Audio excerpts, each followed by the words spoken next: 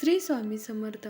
आज आपण स्वामींचा खरा भक्त कोण, स्वामी कुणाला आपला खरा भक्त मानतात हे कथेच्या माध्यमातून बघणार आहोत. स्वामींची कीर्ती दूरवर पसरली.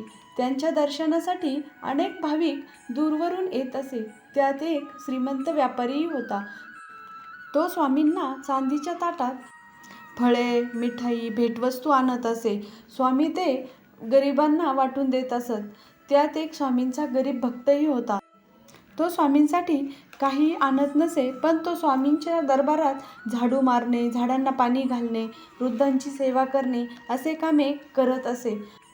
तो स्वामींशी गप्पा मारत, स्वामींबरोबर भजनही म्हणत असे. त्याला स्वामींबरोबर वेळ घालवायला खूप आवडत असे. ही गोष्ट व्यापाऱ्याला खटकली.